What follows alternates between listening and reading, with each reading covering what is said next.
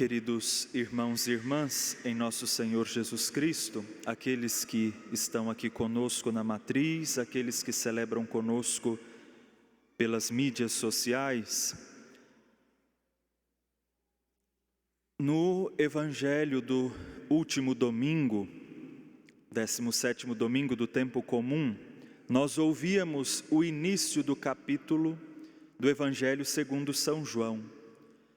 E esse capítulo é aberto com o relato da multiplicação dos pães, o sinal que Jesus realiza de multiplicar 5 pães e 2 peixes para uma quantidade de 5.000 homens, né?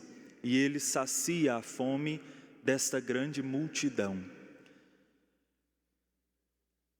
Se nós recordarmos no final do Evangelho, o povo queria fazer de Jesus rei.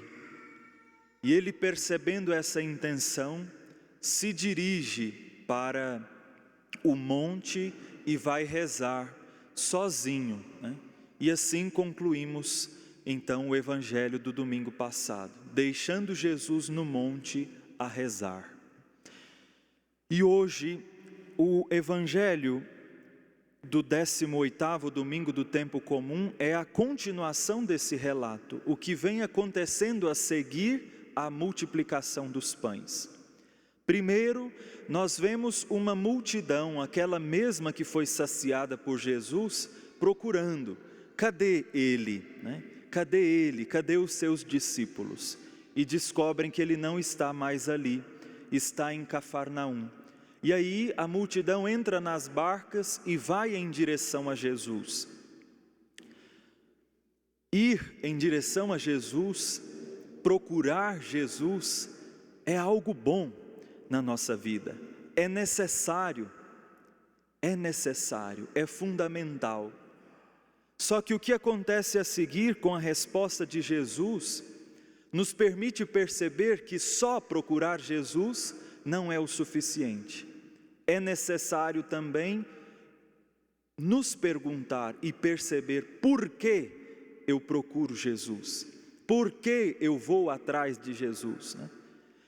E esta é justamente a repreensão que Jesus faz àquela multidão. Escutemos de novo, ele diz assim: em verdade, eu vos digo, estais me procurando, não porque vistes sinais, mas porque comestes pão e ficastes satisfeitos, né?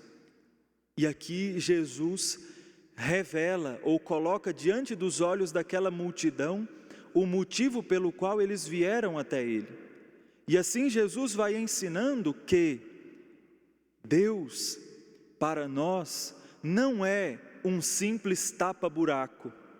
Deus, para nós, não é alguém que deve ser procurado simplesmente para satisfazer a nossa vontade, as nossas necessidades, os nossos problemas, né?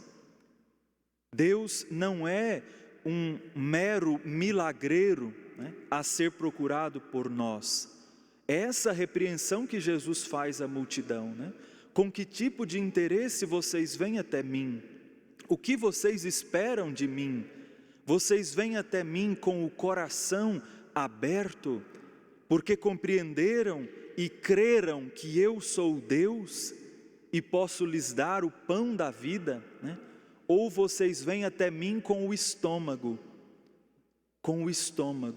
E essa, não poucas vezes, irmãos e irmãs, é a nossa tendência, nos aproximar de Deus com o estômago, desejosos de que Ele satisfaça as nossas necessidades. Não é estranho para nós vermos se repetir em nossa sociedade o surgimento de tantas e tantas igrejas com esse tipo de proposta, né? Venham, ofereçam, e tudo que você necessita será realizado e ainda muito mais, né? São propostas fáceis, e aí a religião e a fé se tornaram um tipo de negócio, com propostas muito fáceis, né?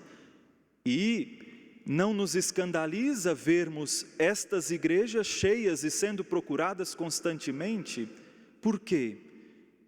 Não poucas vezes o nosso coração humano cai na tentação de ir atrás de soluções fáceis, de ir atrás de um Deus que seja o remédio para os nossos problemas. E isso é muito triste, porque nós estamos instrumentalizando Deus, tornando Deus um meio, um trampolim para alcançar o que queremos. E aqui, no fim das contas, nesse modo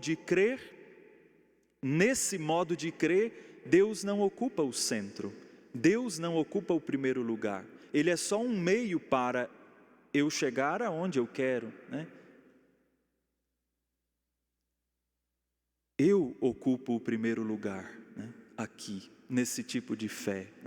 E é isto, nessa liturgia, que Jesus está nos convidando a superar, está nos convidando a transformar, entender que nós devemos procurar a Deus, primeiro por quem Ele é, porque Ele é Deus, Ele é o centro da nossa vida, Ele ocupa o primeiro lugar, e deve ocupar o primeiro lugar do nosso viver, da nossa vida, do nosso ser, É Ele que vem em primeiro lugar, Então, ao chegarmos diante do Senhor, muito mais do que dizer, Senhor, preciso que o Senhor faça a minha vontade, é muito mais bonito da nossa parte dizer, Senhor, qual é a Tua vontade para mim? Qual é a Tua vontade para a minha vida? Qual é a Tua vontade diante das tantas circunstâncias que eu estou vivendo? Jesus repreende a multidão, estais me procurando não porque vistes sinais, mas porque comestes pão e ficastes satisfeitos. Com esse tipo de fé interesseira, nós estamos ameaçados a construir uma vida muito frágil, muito frágil e destinada ao fracasso.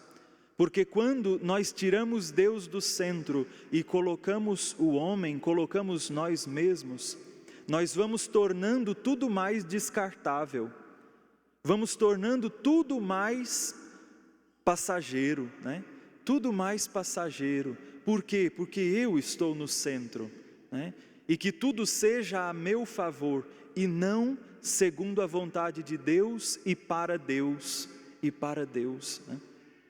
Por isso, se queremos construir na nossa vida cristã um edifício sólido, concreto, precisamos começar a partir de Deus, A partir de Deus.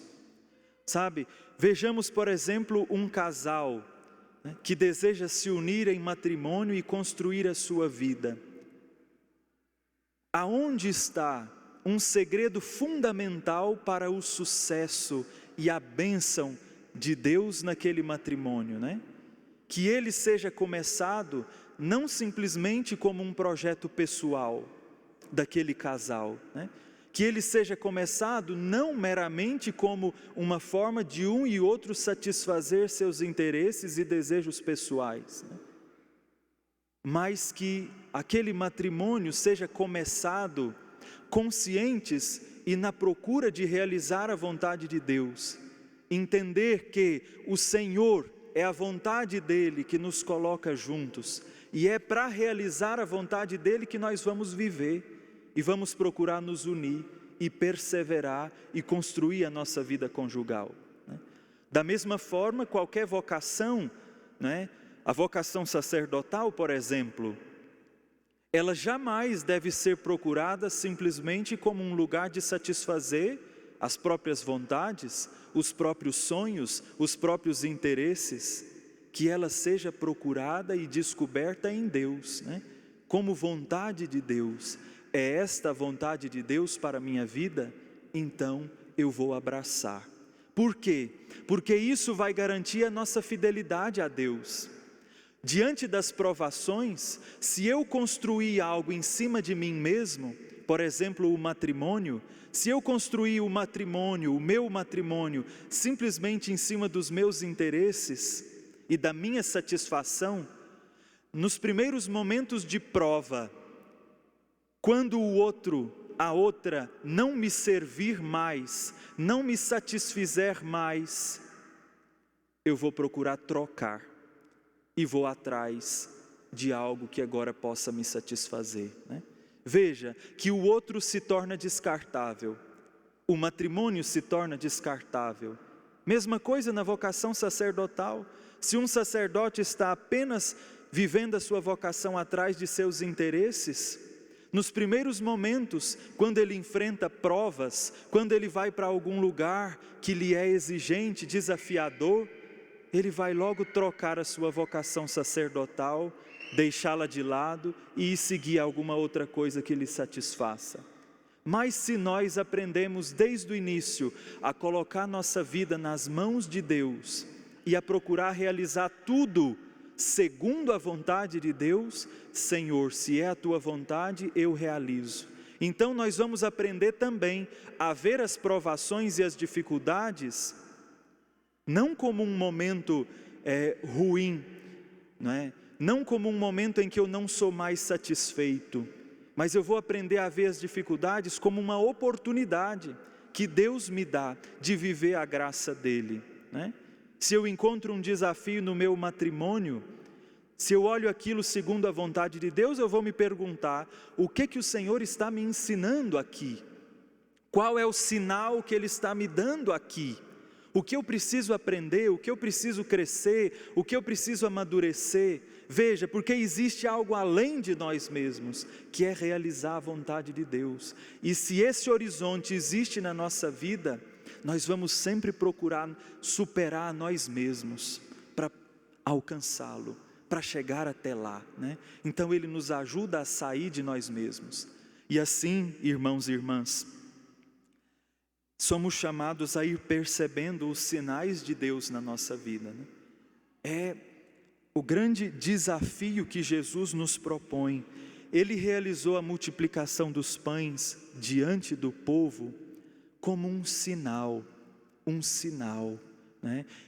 E um sinal traz consigo uma mensagem. Jesus estava dizendo algo para o povo através daquela multiplicação dos pães. Ele estava dizendo, aqui está diante de vocês o próprio Deus, que irá lhes alimentar. É um sinal de Deus. E assim também na nossa vida, nós somos rodeados de sinais, todos os dias, o Senhor nos rodeia de sinais, nos rodeia com a sua ação providencial, né? Com a sua ação cheia de cuidado e amor para conosco. Que nós também, irmãos e irmãs, ao prestarmos atenção na nossa vida, passemos a enxergar os sinais de Deus que nos acompanham. Enxergar os sinais significa não parar neles, não nos acomodar a eles, mas sempre tomar consciência do recado que Deus está nos dando com esses sinais, né? Veja, nós nos acostumamos tanto, né, com aquilo que é material, aquilo que sacia o nosso estômago, e nós vamos deixando de perceber que atrás de tudo isso está a mão de Deus zelosa, a mão de Deus zelosa, né? Quando respiramos, o alimento que nós temos na nossa mesa, aquilo que vestimos, o teto que moramos, as pessoas que convivemos, as oportunidades e livramentos que todos os dias experimentamos, né? Aí tudo está o sinal de Deus, declarando o amor dEle por você, declarando o amor dEle por nós, né? É isso que Jesus está chamando a atenção. Não pare, não se acomode, não estagne no que é material, mas tenha a capacidade de progredir, de passar do que é material para o espiritual, passar do que é material para o espiritual, né? Enxergar o recado de Deus para você todos os dias. É o pedido de Jesus: esforçai-vos não pelo alimento que se perde, mas pelo alimento que permanece até a vida eterna, e que o Filho do Homem vos dará, né? E que o Filho do Homem vos dará. Na primeira leitura do livro do Êxodo, a multidão caminhava pelo deserto, e além de não reconhecer os sinais de Deus, a multidão cai numa tentação muito triste, que é reclamar, que é murmurar, né? Reclamar e murmurar. Tantas vezes nós somos ingratos com Deus também, que além de não reconhecermos os sinais, também passamos a reclamar, passamos a murmurar contra Deus, né? Que nesse dia nós possamos superar essa tentação, porque quando nós murmuramos, nós estamos desconfiando da ação providencial de Deus.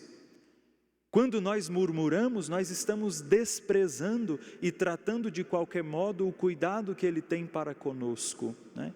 E a cada dia, irmãos e irmãs, Ele nos concede o que é necessário. Nunca duvidemos disso. A cada dia Ele nos concede o que é necessário. A cada dia Ele nos dá o que é necessário. Nunca duvidemos disso. Assim como Ele enviava o maná do céu suficiente para alimentar um dia, esta é a graça dEle. A cada dia Ele coloca nas nossas mãos o que é necessário. Que nós passemos mais a agradecer do que reclamar. Porque quando eu agradeço, eu começo a ver o quanto Deus é bondoso e amoroso comigo, né? Quando eu reclamo, eu deixo de ver a ação dEle, né? Quando eu reclamo, eu diminuo o valor do outro, né? Reclamo do meu filho, reclamo da minha filha, reclamo do meu pai, reclamo da minha mãe, reclamo do meu esposo, da minha esposa, da minha vida, né? E veja a primeira reclamação que o povo faz: eu queria era ter morrido, eu preferia era ter morrido do que estar enfrentando isso. Está aqui na Sagrada Escritura, né? O povo reclama de estar vivo. O povo reclama de estar vivo, né? O quanto a nossa sociedade nesse tempo de pandemia foi surpreendida por isso, né? Foi surpreendida por isso, e nós estamos pouco a pouco descobrindo o quanto o fato de respirar, só respirar, já é um sinal de graça, já é muito, já é tanto, né? Já é tanto. Quantos não podem, quantos não puderam, quantos não se encontram mais aqui, né? Que nós possamos nesse dia sair com o coração agradecido.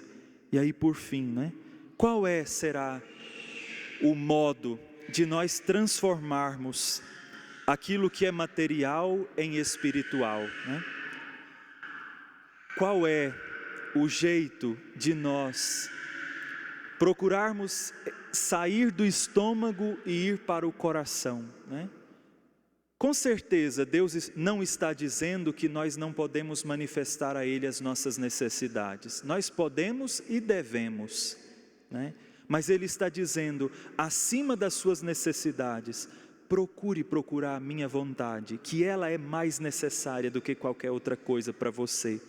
É na Eucaristia, o lugar aonde nós passamos do estômago ao coração. Aquele pão material de trigo se torna o corpo de Cristo, o pão da vida. Que cada um de nós também, ao nos aproximarmos da Santa Missa, façamos esse gesto de oferecer ao Senhor tudo aquilo que trazemos no coração, tudo aquilo que trazemos na nossa vida, né? Tudo aquilo que trazemos conosco, e peçamos a Ele: Senhor, junto com este pão que vai ser consagrado, eu te entrego a minha vida, te entrego o meu viver, te entrego as minhas necessidades, te entrego as contas que eu tenho que pagar, te entrego as dificuldades que eu tenho dentro de casa, te entrego os meus sonhos. Eu oferto. Repare o que o sacerdote e a equipe de celebração faz quando se aproxima do presbitério. Inclina a cabeça profundamente. Isso se chama um gesto de reverência.